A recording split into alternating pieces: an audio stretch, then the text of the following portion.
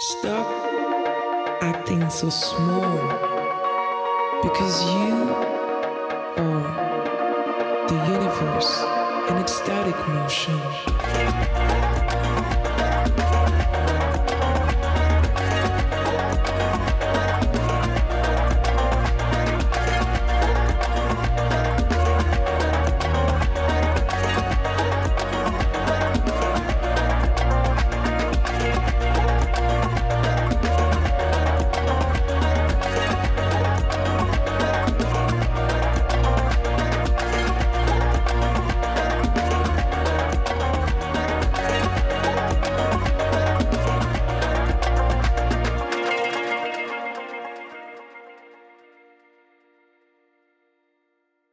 Eh bien, bonjour à tous.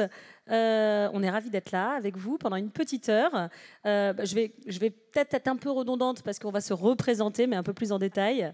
Donc, je commence par me présenter. Donc, moi, Anaïs Vivion, je suis entrepreneuse, cofondatrice de l'agence mobile BIAP et présidente de la French Tech Nantes, comme du coup on vient de le dire. Et je suis ravie d'animer cette conférence parce qu'on va partager pendant une heure sur les enjeux d'Appen et de gens de confiance et de comment vos deux marketplaces, elles ont réussi à percer sur un marché qui est quand même ultra concurrentiel. Voilà, on va aborder plus précisément les opportunités de vos marchés, tout ce qui est business model autour des plateformes et les difficultés aussi qu'on peut avoir quand on lance des modèles économiques comme les vôtres. Puis on va parler aussi du sujet de l'acquisition et de la rétention, même si on verra, je spoil un peu que ce n'est pas forcément des sujets pour vous. Et puis voilà, et puis bien évidemment, on va parler aussi de la relation de confiance. Alors forcément, Ulrich, pour toi, c'est une évidence avec le nom de ta plateforme, mais on verra aussi que c'est quelque chose de très important pour Appen. Et alors, avant de commencer, je vais vous présenter. Donc Karima, tu es CEO et présidente de Appen depuis 2021. Auparavant, tu étais directrice juridique pendant 4 ans. Tu as aussi beaucoup d'engagement à côté, puisque du coup, tu es présidente de l'ADIG, qui est l'association interprofessionnelle qui réunit les experts du droit du numérique. Et tu es aussi membre fondatrice du mouvement Women in Dating, qui a pour mission d'influencer la future génération de dirigeants et dirigeantes dans le milieu du dating en favorisant l'inclusivité et la représentativité des femmes. Je ne me suis pas trompée, c'est bon. Ulrich, tu es cofondateur et CEO de Gens de Confiance depuis bientôt 10 ans. Entreprise que tu as créée avec tes associés en 2014. Et tu es un véritable serial entrepreneur puisque c'est ta 3e entreprise. Voilà. Avant de rentrer dans le vif du sujet, je pense que tout le monde connaît Appen et Gens de Confiance, mais en fait, on connaît sans connaître dans les détails. Ce que je vous propose, c'est de présenter un peu plus Appen et Gens de Confiance. Et Karima, on va te laisser commencer, comme tu es celle qui vient de plus loin. Allez, c'est parti. Comme tu disais, Appen, c'est vraiment une application de rencontre dont la particularité, c'est qu'elle est basée sur la géolocalisation.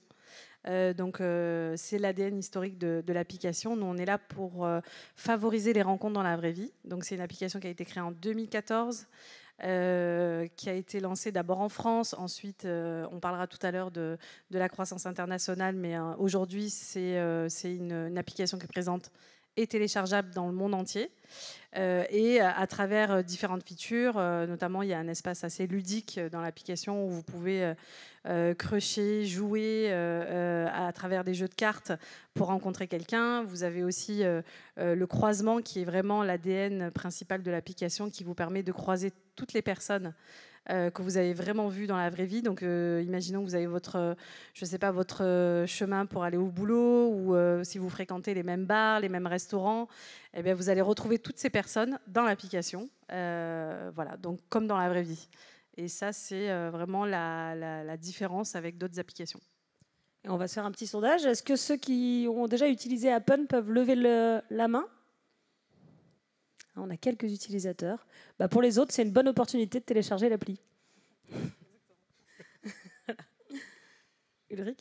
Ouais, donc Gens de Confiance, site de petites annonces généralistes. On vend sa voiture, on trouve une location de vacances pour partir entre copains. On peut trouver des habits, et des services évidemment. On peut trouver un travail, on peut trouver un plombier. Notre particularité, en effet, c'est qu'on voulait créer un environnement très sécure, avec beaucoup de sécurité, où on se fait confiance.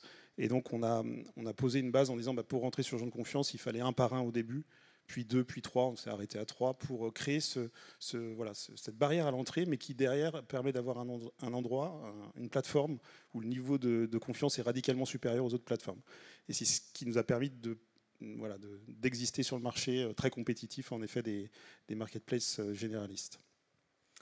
Merci pour les présentations. De toute façon, on va rentrer un peu dans le détail.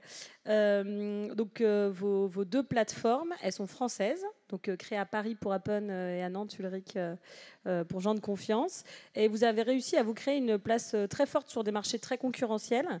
Je voudrais bien qu'on commence avec toi, Ulrich. Quand tu as décidé de créer gens de confiance avec tes associés, il y avait beaucoup d'acteurs sur le marché ? Alors oui, on est en 2014. D'ailleurs, on est au Web Today quand on se rencontre avec Nicolas et Enguerrand, et on se dit que la grande plateforme française qui est bien connue traite quand même très mal le problème des arnaques et des incivilités. Et on se dit, OK, il y a quelque chose à faire. Et les moyens de créer de la confiance, il y en a pas mal sur Internet, et notamment à travers les profils et les avis. Quand on a une belle expérience, on se dit que si on a eu 5 belles expériences, la 6e va bien se passer. Et nous, on a pris le problème un petit peu différemment en se disant, OK, il y a un autre moyen de créer de la confiance qui est vieux comme le monde, c'est la cooptation. Si je dis, Anaïs, tu es quelqu'un de confiance, mes amis vont se dire, OK, si Ulrich considère qu'il est de confiance, qu'elle est de confiance, je vais lui faire confiance. Voilà, c'était ce système qu'on a mis en place, et on s'est dit, avec le web, on peut le scaler à grande échelle. Et c'était notre pari. Et je me souviens plus de ta question initiale. C'était vraiment ça, mais du coup j'ai une deuxième question qui va permettre de faire la continuité, parce que finalement quand tu te lances, il y a quand même déjà des gros sur la place, et du coup on aurait pu se dire, j'imagine peut-être que les investisseurs te l'ont dit, faire de la promesse autour de la confiance un atout pour se lancer et percer le marché. Vous avez été challengé pas mal au début, vous y avez cru Ouais, très bonne question. Ouais, en fait, on n'a gagné aucun concours de start-up, et à chaque fois qu'on pitchait, on nous disait votre idée elle est naze. Vraiment, c'était systématique. Et ce qu'on a vu, c'est que les gens l'utilisaient. Il y avait un petit peu pas mal de viralité. Les gens s'invitaient et postaient des annonces. Et donc, on s'est dit, OK, on a compris quelque chose que les autres n'ont pas compris. Il faut qu'on pousse le modèle, quoi. Et ça a été vraiment notre... alors, beaucoup de feeling, parce qu'on avait zéro data, etc. Donc là, tu y vas quand même beaucoup à l'instinct. Et tu sais, quand tu regardes sur vos expériences personnelles principalement. C'est ça, en fait. Nicolas Enguerrand et moi, on avait déjà monté des boîtes, donc on avait un petit peu d'expérience, on s'était pris pas mal de portes, et donc on savait, les écueils en tout cas à éviter, et donc on avait un peu, c'était un avantage. Après, on n'avait pas une ambition folle, on s'est dit on tente un truc, en fait on l'a fait en side project, on avait d'autres boulots à côté. Et on a fait ça un peu pour s'amuser. Et donc, je pense que ça nous a permis de réussir parce qu'on prenait des décisions long terme. On n'avait pas besoin de gagner de l'argent. On avait juste envie d'essayer de faire un projet qui marche. Et ça pendant 18 mois. Et comme ça a vraiment bien marché, c'est là où on s'est dit, OK, on va lever de l'argent et on fait une vraie boîte. Et c'est à partir de ce moment-là où c'est devenu une entreprise. Et donc, en fait, on est tout début 2016, fin 2015, quand la boîte est créée. Quelque part, d'un côté un peu instinctif, en tout cas, ou d'un ressenti de manque sur une plateforme, c'est comme ça que vous avez réussi à trouver votre avantage concurrentiel en lançant gens de confiance. Exactement, ouais. Merci Ulrich. Karima, la solution Appen, elle s'est quant à elle positionnée sur un marché très segmenté qui a permis de créer une vraie différenciation. Est-ce que tu peux nous en dire un peu plus ? Oui, bien sûr. En fait, à l'origine, en 2014, il n'y avait pas beaucoup d'applications de rencontres. En fait, il y avait 3 gros acteurs. Il y avait Bumble, Tinder et Appen. Et on est arrivé sur le marché pour disrupter un peu le monde du dating et de la rencontre, dépoussiérer un peu la manière de faire des rencontres. À l'origine, il fallait remplir des formulaires, des critères. Est-ce que je cherche quelle taille, quels yeux, quelle couleur de cheveux, etc. C'était l'enfer. Donc nous, on est venu là aussi pour simplifier la rencontre et essayer de justement craquer ce problème de lenteur et de lourdeur, et aussi de prédéterminer la rencontre à travers des critères. En fait, dans la vraie vie, vous ne savez pas qui vous allez rencontrer, vous ne savez pas avec qui vous allez crusher. Donc, en vrai, mettre des critères, ce n'était pas vraiment réaliste. Donc, on est parti du constat qu'il fallait vraiment essayer de simplifier le plus possible la création de profil avec une photo, un prénom et l'âge. Et ça a commencé comme ça. en essayant d'être le plus, on va dire, le plus facile possible au niveau de la création du profil. Et donc Appen, c'est à l'origine la seule application française 100% mobile qui a été développée en 2014 justement pour disrupter ce marché du dating. Et depuis, donc ça c'était les applications mass market. Et bien depuis, il y a un certain nombre d'applications de rencontres qui se sont développées. Il y en a même énormément. Enfin, dans le monde, il y a 8000 applications de rencontres. Il y en a 2000 en France. Et tous les jours, il y a une nouvelle application de rencontre qui sort. Ce qui veut dire que le marché aujourd'hui du dating, nous, on est resté mass market parce qu'on a atteint une masse critique suffisante pour justement sortir notre épingle du jeu et être sur le plan international en termes de qualité de profil, de volume de profil suffisant pour qu'il y ait une vraie expérience intéressante. Et après, vous avez du coup les applications de rencontres qu'on appelle, nous, des applications niches qui vont se développer autour de communautés, de typologies de rencontres. Donc, vous allez avoir des applications de rencontres pour la communauté LGBT, des applications de rencontres pour certains types d'âge, Gen Z, plus de 40 ans, 60 ans. Et donc, le marché est tellement concurrentiel qu'il est devenu segmenté au fil du temps. Et du coup, maintenant, vous avez quasiment une application pour tous les goûts. Nous, notre parti pris, c'est que d'abord, on est parti du constat qu'il fallait quand même essayer de simplifier, faciliter la rencontre. Donc vraiment, la géolocalisation pour nous, ça a été notre atout concurrentiel majeur, puisqu'on était là aussi pour faciliter la rencontre. Notre ambition, c'était pas de fournir un catalogue de profils inaccessibles, de mettre des gens derrière un écran toute la journée à scroller des profils. Notre ambition, nous, c'est vraiment de créer ce pont entre le monde virtuel et la vraie vie, puisque sur Appen, c'est des personnes que vous avez vraiment croisées, pour de vrai. C'est vraiment les gens que vous avez croisés dans le métro, dans le bus, au bar, au restaurant. Et donc, ça commence et tout commence dans la vraie vie. Ensuite, la technologie, elle est utilisée juste pour augmenter votre vraie vie. C'est-à-dire qu'on va vous pousser les profils pour que vous puissiez avoir cette opportunité de communiquer avec eux. Et à l'heure d'aujourd'hui, c'est difficile d'aborder quelqu'un facilement. Vous avez des personnes qui sont timides, vous avez des personnes qui, justement, n'ont pas eu l'opportunité d'aborder quelqu'un. Donc, on est là pour donner cette deuxième chance grâce à la technologie et de faciliter la rencontre à travers la technologie. Mais notre but ultime à nous, Appen, c'est vraiment de faire en sorte que vous vous retrouviez à nouveau dans la vraie vie. C'est pour ça d'ailleurs, c'est pour ça qu'on va parler tout à l'heure de rétention. On va pas insister pour que vous restiez le plus possible dans l'application. Notre but, c'est que vous alliez dater en vrai dans la vraie vie. Donc, on est là pour réhumaniser la rencontre. C'était un positionnement qu'on a depuis le début et qu'on a gardé. Donc, être dans un marché concurrentiel, c'est possible. Si vous apportez une valeur ajoutée par rapport aux concurrents, si vous arrivez à vous différencier, là, vous pouvez émerger. Donc, ce n'est pas impossible de percer dans un marché concurrentiel. Donc, ça, c'est un message que je voulais faire passer, parce que souvent, quand on voit qu'il y a beaucoup de concurrence, on se dit « oulala, je ne vais pas y aller ». Si, vous pouvez y aller à partir du moment où vous restez fidèle à votre ADN, fidèle à votre mission, fidèle à votre mission, et que vous apportez quelque chose de différent sur le marché. Oui, parce que c'est ce que j'allais dire. Est-ce que tous les deux, vous considérez que forcément vous êtes arrivés avec un axe de différenciation, avec une amélioration? Est-ce que vous pensez que c'est parce que c'était aussi le bon timing? Quelque part, les plateformes avant vous, elles avaient défriché un peu et vous êtes arrivés avec une valeur un peu plus juste après. Est-ce que c'est pas plus dur aujourd'hui pour un entrant? Est-ce qu'il n'y a pas une question de momentum aussi qui a été nous, complètement. Nous, on est arrivé à un moment où, en fait, les sites web de rencontres, c'était à dépoussiérer. Et ça a été vraiment le momentum. En tout cas, c'était vraiment le 100% mobile. La mobilité était vraiment dans l'air du temps à ce moment-là. Donc oui, ça a beaucoup joué. Aujourd'hui, c'est vrai qu'émerger en tant qu'application de rencontre, aujourd'hui, c'est très très compliqué. Il faut vraiment. Je pense que nous, on a été là au bon moment. On a atteint une masse critique au bon moment, ce qui fait qu'on a réussi à être la seule application française, européenne, à être dans la cour des leaders sur le plan mondial. Je ne sais pas toi comment ça se passe, mais c'est vrai que ça peut fonctionner si vous avez aussi une niche. Je pense que ça, c'est aussi un facteur de succès aussi. Hein. Nous, on est mass market, mais il y a des applications niches qui fonctionnent très bien. Oui, c'est pareil. Le time to market est en effet fondamental. Quand on regarde l'histoire des marketplaces, en fait, on a commencé par des marketplaces généralistes. C'était Craigslist, c'est 1995, eBay aussi. Et donc c'est vraiment horizontal, on fait tout. Et donc c'est ce qu'on fait.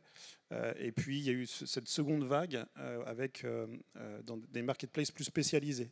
Alors ça, on l'illustre facilement avec Airbnb, qui a dit ok, moi je prends juste une catégorie qui est la location courte durée, la location de vacances, mais je l'adresse beaucoup mieux. Et sur Craigslist par exemple, il n'y a pas de calendrier, il n'y a pas de paiement.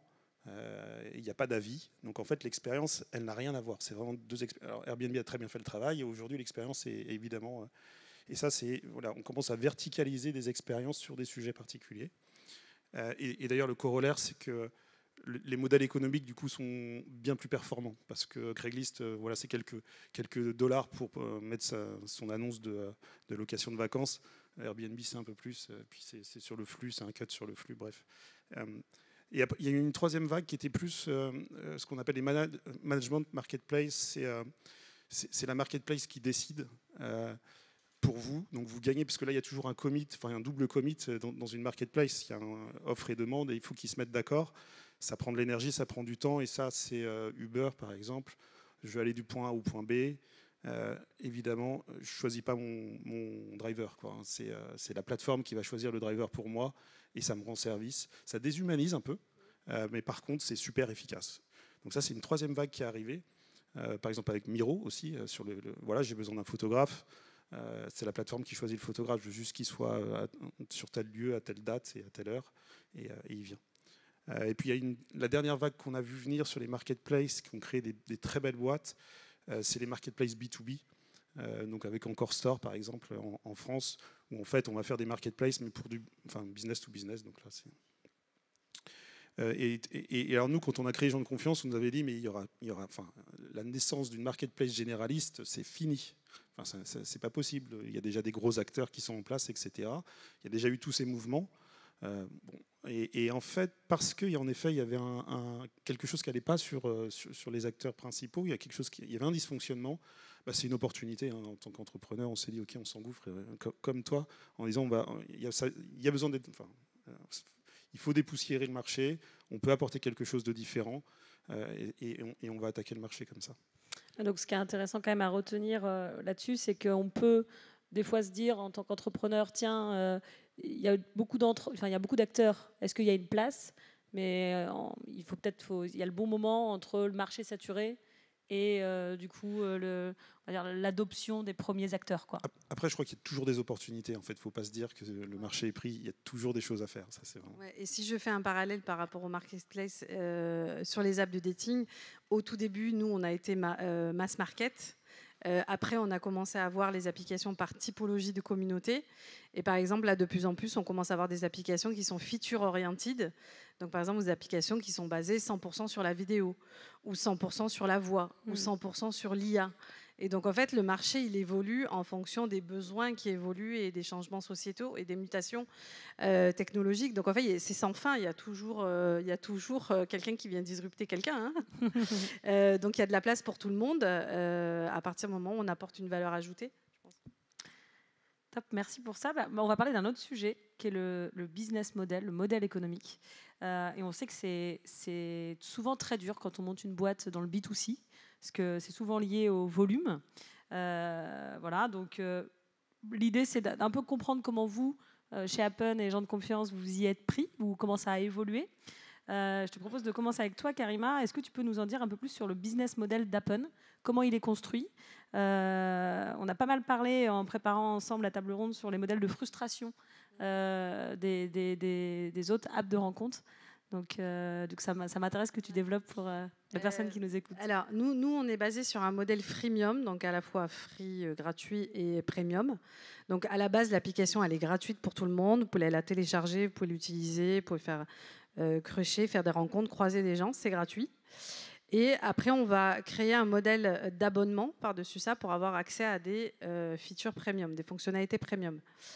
À côté de ça, on a de l'achat à l'acte qui est un peu plus accessoire. Ça, c'est par exemple si vous voulez accéder, si vous voulez que votre profil soit boosté pendant 24 heures sur l'application et que vous soyez la star du jour. Donc, vous pouvez aussi souscrire avec un achat à l'acte en achetant un boost. Et à côté de ça, comme on est sur une expérience freemium, l'usage gratuit est, je ne vais pas dire que c'est compensé par la publicité, parce qu'en fait, ce n'est pas vrai. La publicité représente très, très, très peu, mais vraiment très peu en termes de revenus chez Appen. Donc, le modèle, majoritairement, c'est abonnement. Ensuite, c'est l'achat à l'acte. Et après, de manière très accessoire, on a la publicité. Et ce qui est intéressant de voir le changement dans le monde du dating, c'est qu'à l'origine, Appen n'était pas rentable. Là, on est rentable depuis 4 ans et on en est très content. Mais à l'origine, Appen, quand on s'est lancé, on n'était pas rentable, on n'était que sur l'achat à l'acte. Et l'achat à l'acte, on avait le gratuit, donc la publicité qui devait compenser l'usage gratuit. Et on avait l'achat à l'acte, mais on n'atteignait pas la rentabilité, on n'y arrivait pas. Et c'est au moment où on a créé ce système de paiement en abonnement qu'on a commencé à atteindre la rentabilité, la profitabilité. Et on a basé ça sur des features je dis que ça s'appelle de la frustration parce que l'économie du dating, elle s'est inspirée de l'économie du gaming où on va lever des cadenas, des frustrations et des limitations en fonction de l'expérience que vous voulez avoir. Donc, si vous avez envie de voir toutes les personnes qui vous ont liké, vous allez payer un abonnement X pour 1 mois, 6 mois ou 3 mois, comme vous voulez. Et donc, ça, c'est vraiment un peu inspiré du gaming. Et le changement qui est en train de s'opérer aujourd'hui, c'est qu'on se rend compte que les applications de rencontre ont quand même un enjeu de vraiment apporter un service à valeur ajoutée. Et c'est ce que nous, on essaie de faire chez Appen, c'est de commercialiser des services qui vont vraiment faciliter la rencontre. Donc, le boost, par exemple, qui vous permet d'être beaucoup plus visible autour des personnes que vous avez croisées aujourd'hui, c'est un service à valeur ajoutée qui se monétise. Ça, c'est important parce que vraiment, basculer d'un système de frustration à un système de valeur ajoutée, c'est vraiment un changement de paradigme pour nous. On a commencé avec l'achat à l'acte, qui n'était pas rentable. On est passé au modèle d'abonnement, qui est majoritairement notre modèle économique aujourd'hui. Et demain, on va continuer à agrémenter des services à valeur ajoutée pour nos utilisateurs parce qu'on a besoin vraiment de leur apporter une vraie valeur, quoi, et pas juste des frustrations. Et je fais un petit aparté parce que je pense que c'est intéressant quand tu es entrepreneur ou que tu lances une app avec des abonnements. Parce que souvent on peut, les entrepreneurs ou en tout cas les acteurs qui lancent peuvent se poser la question de dire l'abonnement, comment ça va réagir, est-ce que les utilisateurs vont pas partir? Comment ça s'est passé vous quand vous avez fait la transition de l'acte d'achat à l'abonnement? En fait, on a rajouté justement, on a gardé donc l'achat à l'acte puisqu'on l'a toujours aujourd'hui. On est venu rajouter un modèle d'abonnement par-dessus. Donc en fait, ça a été comme ça. En fait, ça a été comme ça et on a fait une courbe de croissance. Les utilisateurs n'ont pas été revendicatifs, ils se sont abonnés. Au contraire, d'ailleurs, on voit que ceux qui prennent des abonnements prennent des achats à l'acte et ceux qui achètent à l'acte finissent par prendre des abonnements. Donc en fait, c'est un modèle assez vertueux. On peut avoir un besoin très court et très bref à un instant T, utiliser l'application gratuitement et juste acheter un boost et voir si ça fonctionne bien et si j'en ai eu besoin. Et si j'ai besoin de plus parce que je veux prendre plus de temps pour faire beaucoup plus de rencontres sur la durée, c'est OK aussi. Et on peut prendre un abonnement d'1 mois. Et à côté de ça, nous, on a des espaces publicitaires, donc des inventaires publicitaires, qui sont commercialisés de manière accessoire. Alors chez Appen, nous, on ne commercialise pas la data. C'est un parti pris qu'on a depuis le début. On est une application basée sur la géoloc. La rencontre, c'est quand même une partie intime de nos utilisateurs. Donc c'est un choix, c'est un positionnement de préserver la vie privée de nos utilisateurs et de ne pas commercialiser la data. Parce que c'est... je ne sais pas si c'est rare, mais il y a quand même beaucoup de commercialisation de data aussi. Ouais. Ça a toujours été dans les convictions? Ça a toujours été comme ça parce que c'est un choix. On se coupe d'une partie d'un business de revenus, mais c'est un choix parce qu'on a privilégié la confiance. Et justement, cet espace de confiance, il est nécessaire pour nous, justement, pour pérenniser un revenu récurrent qui soit basé sur... Le service, nous, à la base, c'est vraiment, vous offrir des rencontres, faire en sorte que vous allez avoir un crush, une opportunité d'avoir une conversation avec quelqu'un ou de rencontrer quelqu'un dans la vraie vie, organiser un date. Ça, c'est notre business, ça, c'est notre mission. Commercialiser les data, c'est pas notre métier. Et donc, nous, on a pris ce parti pris. Alors, en plus, moi, j'ai un profil assez atypique, puisqu'à l'origine, je suis avocate et juriste. Et la data protection, c'est aussi mon cœur de métier, mon expertise. J'en ai fait aussi un enjeu stratégique pour la boîte, de préserver la vie privée et la confiance dans la plateforme. C'est un choix. C'est très chouette, en tout cas. Et en plus, c'est très actuel, maintenant. Merci Karima. Ulrich, alors tu me disais que tu avais créé 9 business models différents avec jusqu'à 3 essais par an avant de basculer sur un modèle transactionnel. Et donc, je me dis que ça serait peut-être intéressant que tu nous racontes comment Gens de Confiance, du coup, gagne de l'argent, mais aussi un petit peu revenir sur comment vous avez trouvé le bon modèle. Parce que voilà, on voit qu'il y a quand même ça a été des boucles litératives. Voilà, donc je veux bien que tu nous en dises un peu plus. Je pense qu'on n'a toujours pas trouvé le bon modèle. Et c'est un petit peu plus compliqué que ça. C'est-à-dire que c'est un peu le défaut d'être généraliste. En fait, ça a un avantage qui est génial par rapport à une app de rencontre ou un spécialiste, comme on le disait, une verticale. C'est que le coût d'acquisition membre est extrêmement faible, en fait. Parce qu'on vient pour faire un babysitting et puis après on va louer sa maison et puis on va vendre son vélo. En fait, il y a plein d'usages. Donc en fait, le coût d'acquisition membre, pour nous membres, est extrêmement faible. Mais par contre, à un moment, faut le monétiser, faut gagner sa vie. Donc, alors nous, on a commencé si je reprends un tout petit peu l'histoire, on a commencé par des dons. En fait, on disait aux membres, si vous êtes contents, vous pouvez nous donner ce que vous voulez. Et ça a fonctionné, ça fonctionne toujours. On a toujours tous les mois, on a des revenus qui sont assez conséquents en dons. Et donc ça, c'est vraiment. Le seul truc, c'est que c'est pas très optimisé parce qu'en fait, il y a beaucoup de gens qui pourraient donner et qui donnent rien. Donc, alors attends, tes investisseurs, quand tu leur as dit, on va faire un business model basé sur des dons. Alors, en effet, quand on a levé, on n'avait que des dons, mais en fait, le montant des dons était tellement impressionnant qu'ils ont dit OK, on met un ticket. C'était assez sympa. Non, c'est une très bonne mesure du product market fit. Si les gens sont prêts à faire un don, c'est qu'ils aiment bien le produit et qu'ils sont. Voilà. Donc ça, c'est quelque chose qu'on aime bien. Alors, en effet, c'est le fait d'être généraliste. Sur chaque verticale, on a des business models différents. On a, je pense, 9. Et avec 3 grosses catégories, nous, on a d'abord les membres qui payent avec leur carte bleue. Ça représente 80% de nos revenus. On a un petit peu de B2Pro, c'est des professionnels qui viennent payer pour avoir un service complémentaire. Par exemple, les agents immobiliers qui utilisent Gens de Confiance. Et puis on fait un tout petit peu de publicité aussi, éditorialisée. On a une régie en interne. On fait très attention, mais on vend un petit peu de publicité aussi. Et si je reprends les 80% qui est vraiment la grande source de nos revenus, en effet, on est en test and learn en permanence. En fait, ça nous est arrivé de doubler les prix. On a vu que ça se vendait tout aussi bien. Donc, on s'est dit okay, jusqu'où on va. C'est quoi l'élasticité au prix? C'est des sujets qu'on teste en permanence. Et c'est vrai que ça joue un peu sur la frustration. De la même manière, on essaye de trouver, quand il y a un déséquilibre sur une marketplace, quand il y a plus d'offres que de demandes, justement, il faut réussir à équilibrer ça. Et ça, c'est un moyen de monétiser. Donc, c'est par exemple quelque chose qu'on fait dans la location immobilière. Il y a beaucoup de candidats locataires. Il y a assez peu de biens à louer dans les grandes métropoles. Et bien, pour avoir accès à l'annonce 72 heures avant les autres membres, tu payes ce qu'on appelle un pack prioritaire. Et donc, tu as accès à l'annonce avant. Donc, c'est un moyen de monétiser. Et en effet, sur le transactionnel, ça c'est pour la location courte durée, c'est le modèle Airbnb à Britel, tout le monde fait ça aujourd'hui. C'est quelque chose qu'on fait maintenant et en effet, la valeur capturée est bien plus forte que l'abonnement en fait. Et donc c'est pour ça qu'on va vers ces modèles. Et alors pourquoi tu dis que tu penses que tu n'as toujours pas trouvé, que vous avez toujours pas trouvé le bon business model? Parce que ça pose des questions, parce que c'est beaucoup de business models, parce que c'est très généraliste? Oui, exactement. Sur chaque verticale, on se repose la question régulièrement. On essaye de mettre le bon prix. Et puis, il y a aussi beaucoup de produits.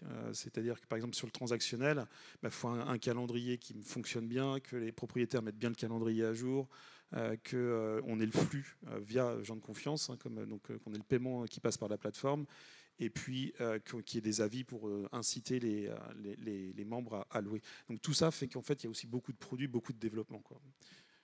Tu voulais compléter quelque Ouais, chose? non, nous, c'est un peu pareil. On a aussi une stratégie de pricing qui est différente aussi en fonction des pays. On n'a pas les mêmes comportements. Nous, pour vous donner un peu un overview, Appen est présent, très très présent en Europe, en Amérique latine. En Europe, en France, on a 11 millions d'utilisateurs inscrits.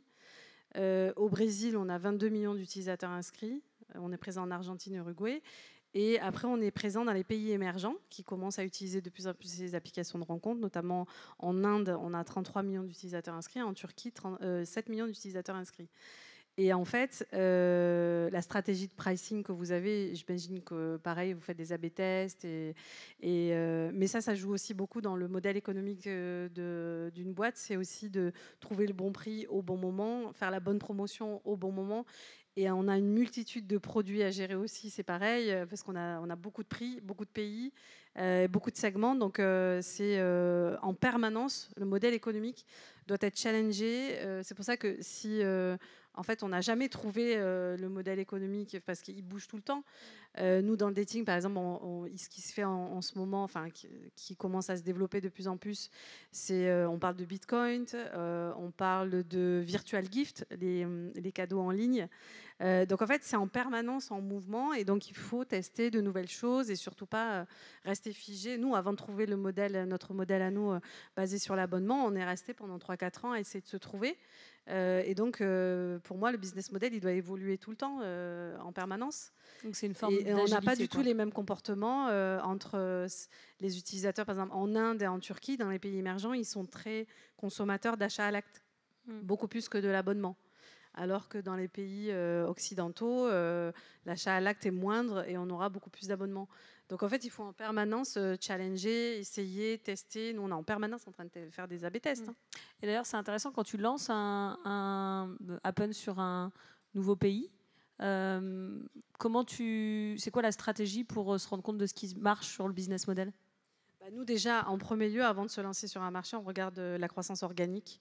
Donc on voit déjà si sans faire de publicité, sans faire quoi que ce soit, juste avec le bouche à oreille, c'est déjà un signal. Si on voit qu'il y a une très bonne conversion sans rien faire et que le produit que le produit plaît et est utilisé sans même qu'on ait besoin de faire de la publicité, ça c'est des indicateurs importants. Et alors nous, plus spécifiquement dans le dating peut-être, on a aussi un KPI qui est le ratio homme-femme. Qui est aussi un très bon indicateur, qui n'est pas du tout le même en fonction des pays. Hein. Vous serez surpris de savoir qu'au Brésil, on a quasiment un ratio homme-femme quasiment équivalent, alors qu'en France, il va être encore de 35% de femmes et 65% d'hommes. Donc en fonction des pays, ce n'est pas du tout les mêmes ratios, mais en tout cas, ça, c'est des indicateurs qui nous montrent qu'il y a une traction sur le marché et qu'il faut aller investir dans ce pays-là. Et après, il y a le taux de pénétration et on va dire la maturité du pays par rapport à l'usage d'Internet, des applications. Où on voit qu'en Inde, par exemple, on a une très grosse base d'utilisateurs. Donc, il y a une appétence à utiliser les apps de dating. Par contre, en termes de monétisation, ce n'est pas notre premier pays parce que c'est encore un pays où payer pour faire des rencontres via une application, ce n'est pas encore le besoin primaire en Inde.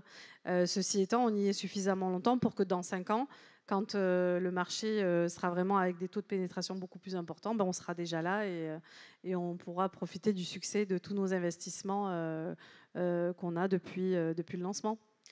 Et je profite aussi de la dimension internationale d'Appen, mais on voit qu'il faut du temps pour rendre rentable, en tout cas, des business comme les vôtres. Donc, j'imagine qu'il y a une rentabilité par pays.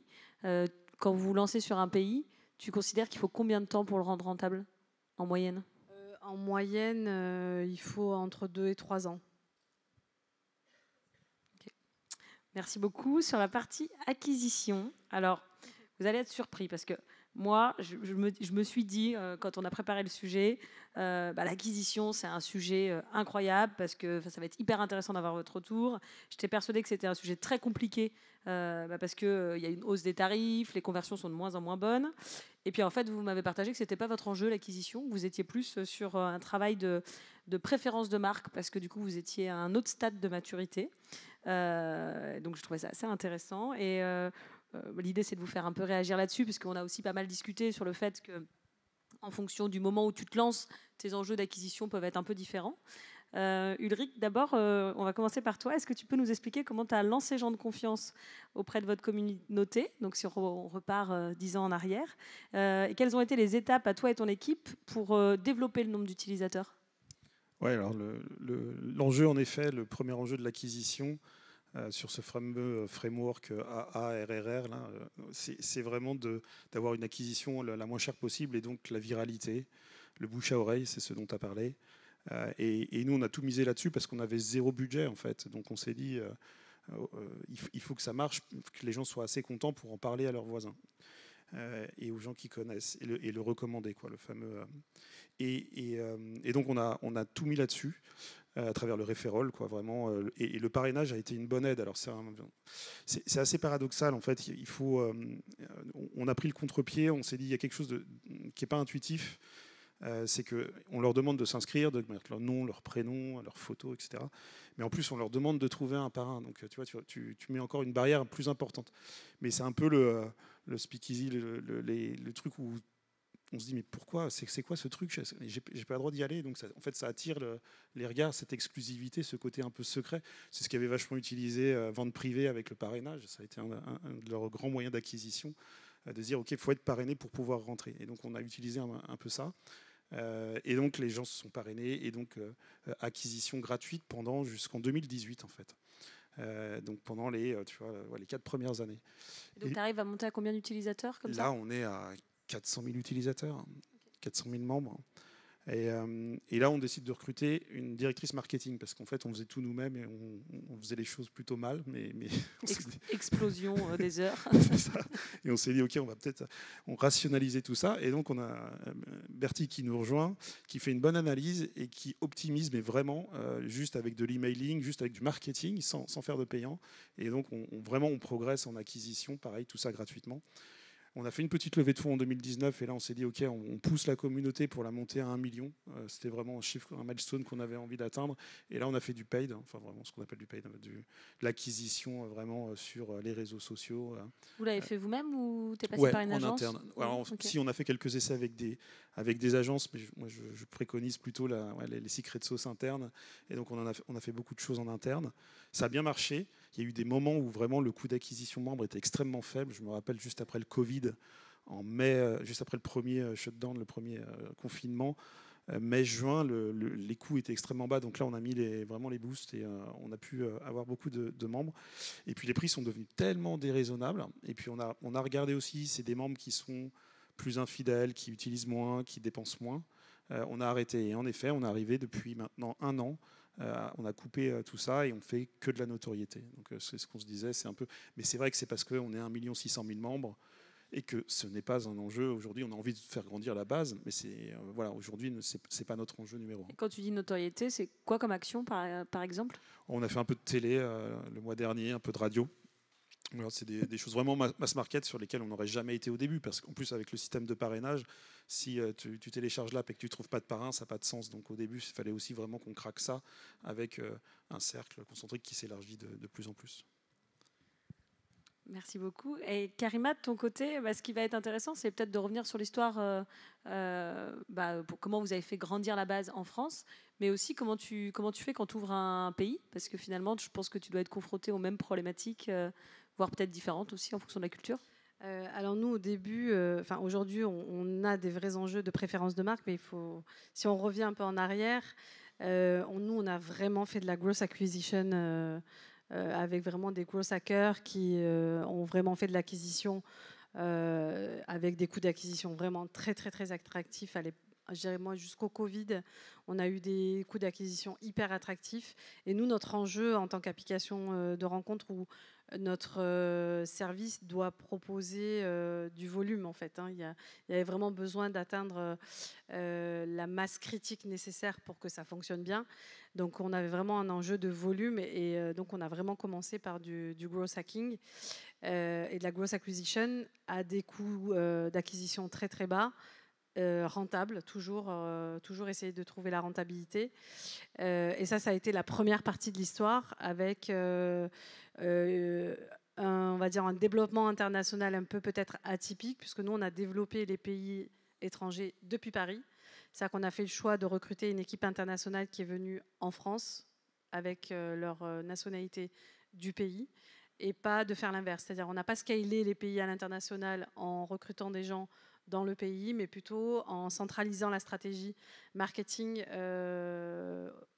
au centre décisionnel. Donc c'est-à-dire qu'il n'y a pas d'équipe dans les pays. Alors après, on a développé on appelle ça des responsables de marché dans les pays, mais le centre décisionnel, il est quand même à Paris pour qu'il y ait un alignement vraiment sur la stratégie globale et que on puisse justement, la crainte qu'on avait au départ, c'était de perdre le lien décisionnel quand on a des personnes en local.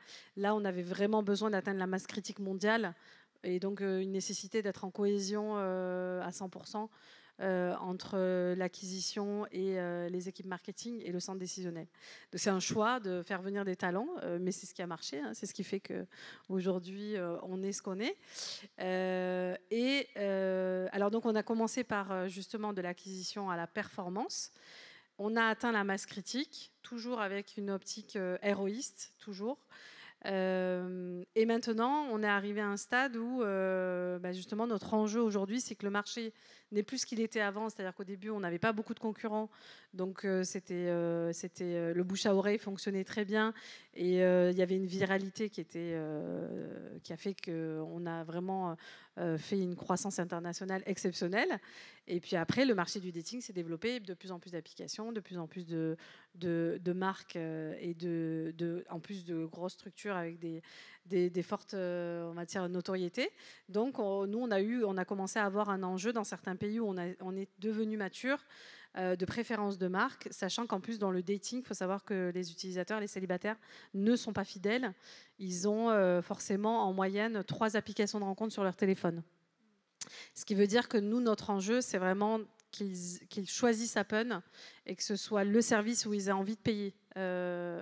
Et donc, on a un vrai enjeu et de confiance, on en parlera peut-être après, mais de préférence de marque aujourd'hui, beaucoup plus qu'au début d'Appen. Donc, en fait, tout dépend. On a encore des pays qui ne sont pas à ce niveau de maturité où on va être encore dans du growth hacking, alors que dans d'autres pays, on a vraiment des enjeux de notoriété, sachant que notre acquisition, nous, elle est multi-channel, ça aussi c'est hyper important, c'est-à-dire qu'on est sur les réseaux sociaux et sur plusieurs réseaux sociaux, on n'est pas dépendant d'une plateforme en particulier, ça aussi ça a été un enjeu, à l'époque on n'était que sur Facebook Connect, pour justement connecter les gens directement sur le produit. On s'est un peu détaché de cette dépendance et maintenant on peut se connecter avec un téléphone mobile, avec Apple, Google. Et ça, c'est important aussi de ne pas être dépendant d'un acteur aussi. Donc multi-channel, de la même manière que sur la brand, donc toutes nos campagnes de notoriété, on les fait aussi en 360 avec de la télé, du social media, de l'affichage. Voilà, on essaie toujours d'avoir une couverture globale. Ok. Et vous diriez tous les deux que c'est quoi le point de bascule entre acquisition, growth hacking et préférence de marque en termes de nombre d'utilisateurs ? Nous, de notre côté, ce ne sera pas en termes d'utilisateurs, ce sera vraiment en termes de la LTV, c'est-à-dire la rentabilité. Si le coût d'acquisition est supérieur aux revenus qui sont générés par l'utilisateur, c'est qu'il est temps de passer à la construction d'une marque à plus long terme pour essayer de convertir ceux qui viennent par eux-mêmes et pas ceux que vous allez acheter. Et donc, nous, on va plutôt le voir comme ça, pas en volume d'utilisateurs. Okay, je ne sais pas toi comment ça se passe. Ouais, c'est assez dur à évaluer en fait. Le bon nombre, parce que la taille critique ou la masse critique, ce qu'on sait, c'est que les effets de réseau se mettent en place, c'est-à-dire que plus il y a de monde sur le réseau, plus ça ajoute de la valeur. C'est les fameux network effects.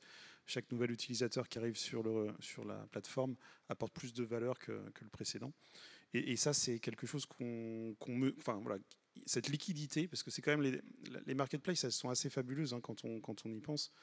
C'est qu'elles apportent quand même de la liquidité et de la transparence sur un marché qui était avant opaque. Et il faut essayer d'optimiser ça. Et alors, quel est le bon nombre de personnes pour vraiment que ça se mette en route ? Nous, je sais que, gens de confiance, on est un peu un hybride entre petites annonces et, on va dire, allez, on a un petit côté social, quoi. C'est pas un vrai réseau social, mais il y a quand même il y avait une messagerie, voilà, on parraine, etc. Et ça a permis en fait quand même de développer, même s'il y avait très peu de monde, d'arriver à faire des matchs ou des crushs, pardon. C'est-à-dire que en fait, c'était la grand-mère qui voyait une annonce passer et qui se disait ok, c'est pas pour moi mais c'est pour ma petite fille, bah tiens, je vais lui faire suivre, et on avait tous les outils pour pouvoir justement faire suivre, etc. Et c'est pour ça qu'on a réussi à obtenir beaucoup d'annonces qui trouvaient preneurs, et c'était ça l'enjeu en fait, même avec une petite taille critique, enfin une petite masse critique de membres. Et juste pour terminer sur cette partie, vous me partagez tous les deux que travailler sur la préférence de marque, c'est plus difficile pour les équipes en interne, parce qu'il y a moins de traçabilité des performances. Du coup, comment ils se sont appropriés ce changement de cap? Alors effectivement, quand on fait de l'acquisition payante, tout est tracé, c'est assez rassurant, tu vois tout de suite ton ROI, tu vois tout de suite tes courbes bouger, donc c'est hyper rassurant pour les équipes. Quand on va faire de la notoriété, l'affichage, c'est pas aussi facilement traquable que de l'acquisition payante.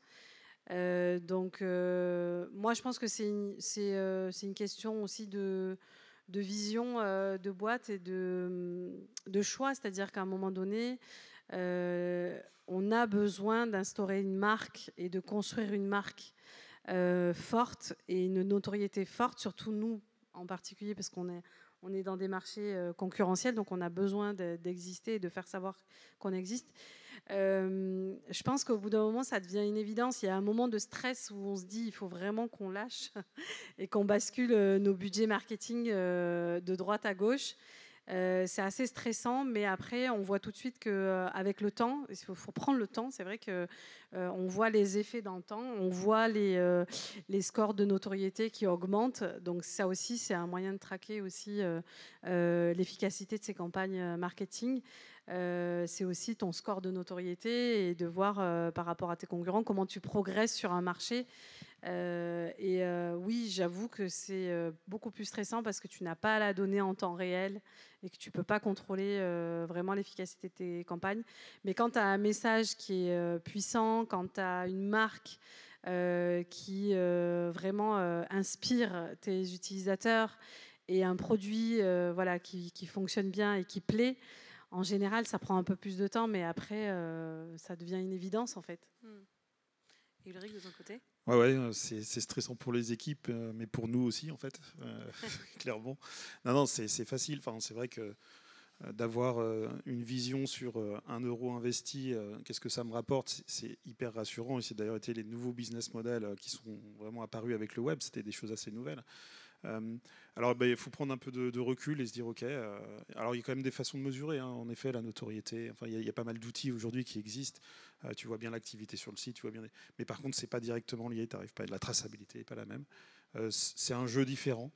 Et moi, je trouve que c'est la même chose. Je pense qu'il y a un petit peu de lâcher prise en disant on va faire les choses différemment, on va tester autre chose. Et puis aussi, il y a une histoire de prix, hein, parce que quand tu mesures très bien, ça a l'avantage de. Mais quand tu mesures et que du coup, il y a un moment où tu trouves ça cher, ou en tout cas pas rentable, t'arrêtes. Il y a aussi ça, c'est que tu vois, le truc peut se retourner. Donc voilà, pour les marketeurs qui sont dans la salle, il faut savoir oser à certains moments repasser sur la préférence de marque. C'est plus vertueux quand on est au bon stade, en tout cas.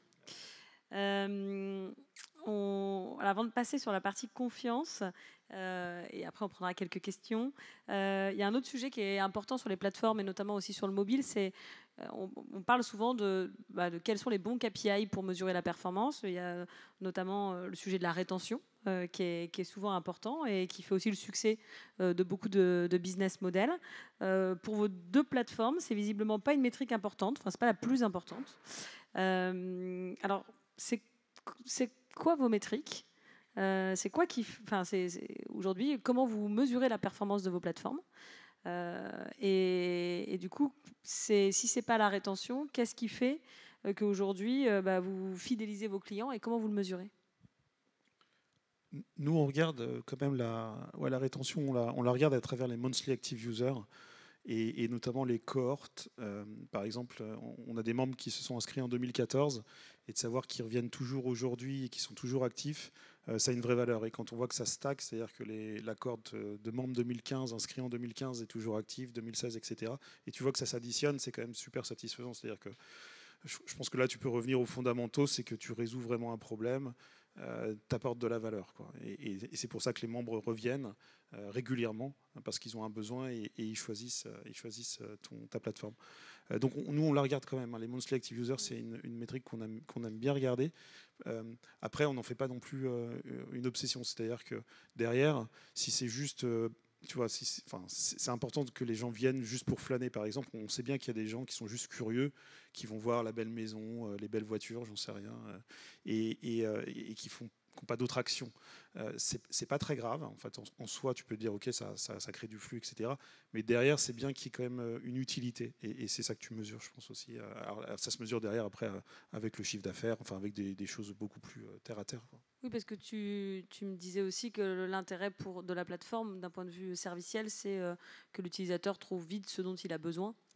C'est ça, ouais. Nous, on a cette volonté de se dire, ça sert à rien que l'utilisateur reste longtemps. On ne vend pas de la publicité, on ne vend pas du social media où on a envie que les personnes restent devant leur écran.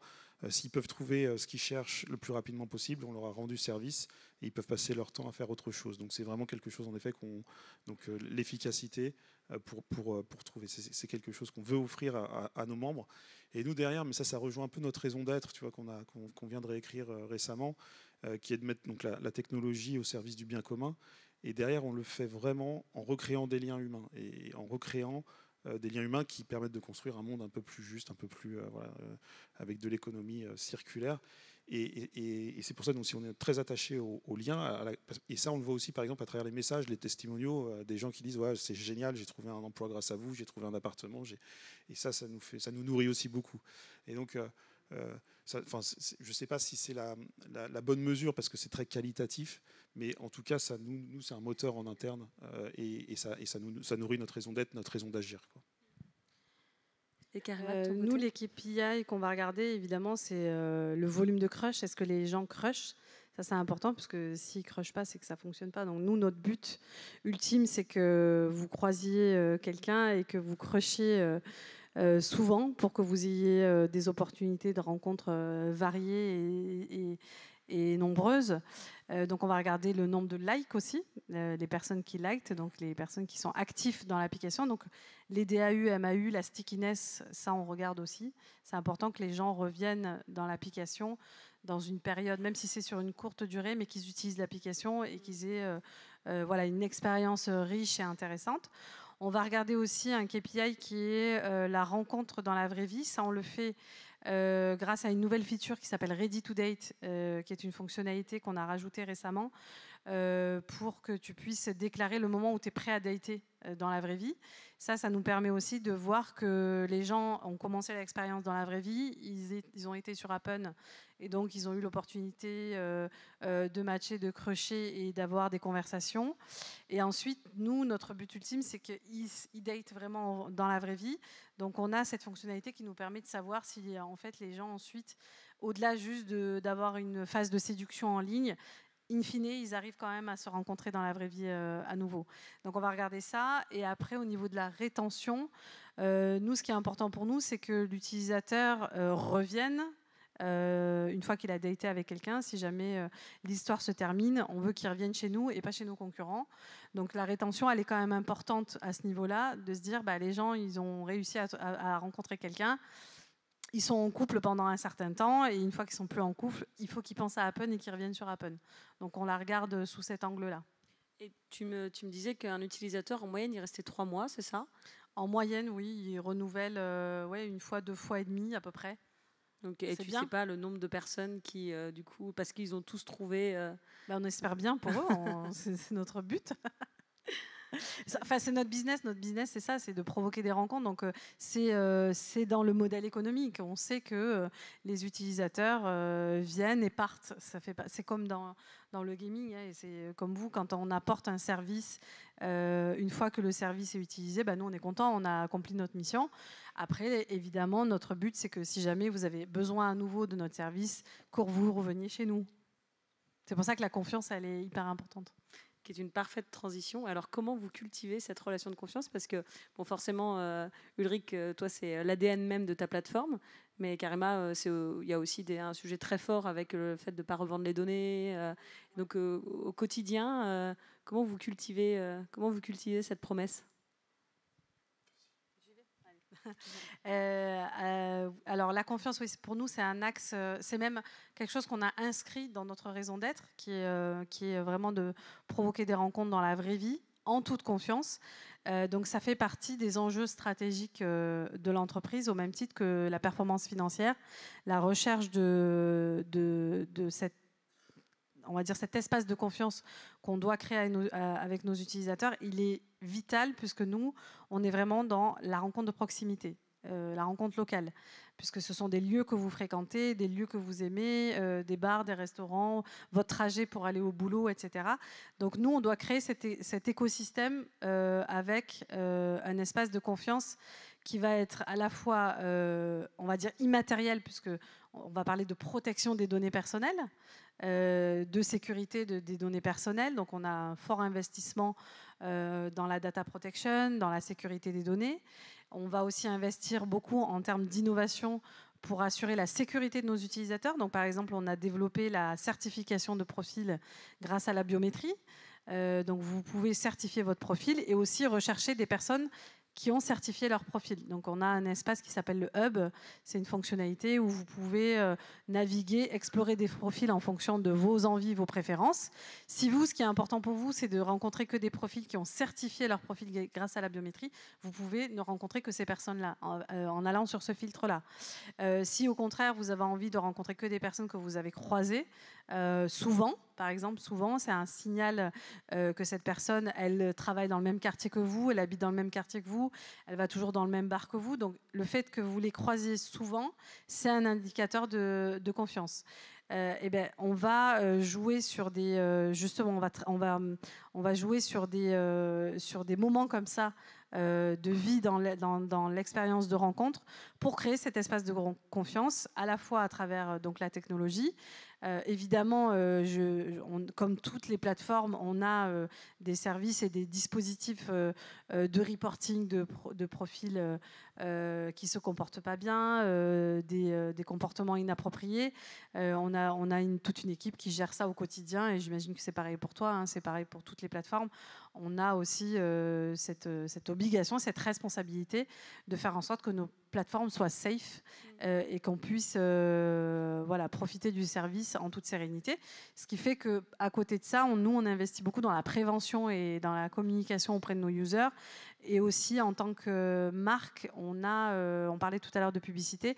Nous, on utilise beaucoup nos espaces publicitaires pour défendre des causes. Par exemple, récemment, on a fait un partenariat avec l'ONG A Voter et le gouvernement et le SIG pour promouvoir le droit des femmes, le droit de vote des femmes. Au Brésil, on a une campagne pour lutter contre le féminicide. On a fait une campagne avec End the Way pour promouvoir le consentement. Qu'est-ce que c'est que le consentement dans les relations en ligne et hors ligne? Rappeler comment on exprime, comment on doit l'exprimer simplement et et pourquoi il faut le respecter. En fait, on va utiliser aussi la plateforme par différents moyens. Nous, on utilise nos espaces publicitaires, mais il y a plein de manières de faire ça. C'est aussi d'être une marque engagée sur des causes auxquelles on croit. Et tout ça fait que les gens se sentent en confiance et font que si vous fréquentez les mêmes lieux, si vous vous croisez au même endroit, ça inspire confiance et vous avez envie de rencontrer cette personne dans la vraie vie. Et donc on investit beaucoup là-dessus. Ça fait partie des axes stratégiques aussi importants que la performance financière de l'entreprise. Ok, donc au-delà d'une stratégie, c'est aussi des engagements autres. Et de ton côté, Ulrich alors nous, c'est natif. Hein. C'est vraiment un sujet sur lequel on s'est penché dès le début et on continue de creuser. C'est un sujet passionnant. En fait, c'est vraiment un élément central pour qu'une marketplace fonctionne bien. Il faut avoir confiance. En fait, la confiance fait vraiment partie des ingrédients à craquer. Alors nous, on a pris le problème avec le parrainage, on a réussi à résoudre le problème. Et l'avantage concurrentiel qu'on a, c'est que la confiance, en tout cas le niveau de sécurité, il nous coûte pratiquement zéro, puisqu'il est au départ. Il faut trouver ses parrains. Donc ça nous coûte en termes de croissance. Notre croissance n'est pas vertigineuse, elle est ce qu'elle est. On appelle ça le slow growth chez nous pour calmer nos investisseurs. Mais par contre, l'avantage, c'est que le coût de la sécurité est vraiment à zéro, puisqu'on a très peu, on n'a pas d'arnaque, on a très peu d'incivilité. Parce qu'en fait, dans la confiance, il y a confiance, mais il y a aussi derrière toute l'expérience. Est-ce que ça s'est bien passé? Est-ce que j'en garde un bon souvenir? Est-ce que j'ai passé un bon moment avec la personne que j'ai rencontrée? Donc, c'est quelque chose vraiment qui a on va dire un désavantage à l'entrée, mais qui derrière nous permet d'aller plus loin et surtout à un coût beaucoup plus faible. Et après, il y a différents niveaux de confiance. Il y a la confiance entre les membres, il y a la confiance dans la plateforme, évidemment. Donc ça, c'est aussi quelque chose qui est extrêmement fort, qu'il faut savoir cultiver. Il faut faire attention parce que la confiance, souvent, on la donne une fois, mais voilà, si elle est trahie, c'est un vrai problème. Donc, on est très attentif, évidemment, à ça. Et c'est un sujet qui est vaste parce qu'il y a plein de moyens de le traiter, il y a plein de moyens d'améliorer ça. Mais pour nous, c'est vraiment, on se distingue sur ce sujet, quoi. Okay. Merci à tous les deux pour votre témoignage. Il nous reste moins d'1 minute. Je fais un signe pour savoir si on peut prendre 1 ou 2 questions ou si on est trop court. Une. Alors, on va prendre une question. J'espère que ce sera la meilleure s'il y en a une. Pas de pression. Est-ce que quelqu'un a une question? S'il n'y a pas de question, alors du coup... Ah, il y a une question. Si on peut apporter un micro. Merci beaucoup.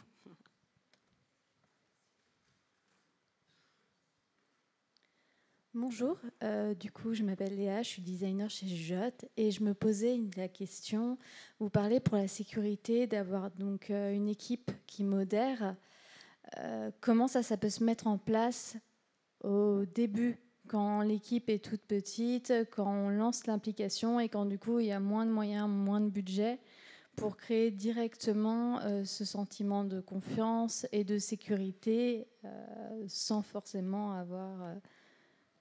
les moyens. Au tout début, quand on n'a pas les moyens, pour vous dire ce qui se passe vraiment en pratique, c'est que tout le monde met la main à la pâte. Moi, avant d'être présidente et CEO, j'ai été secrétaire générale, j'ai été directrice juridique et j'ai aussi travaillé au service client.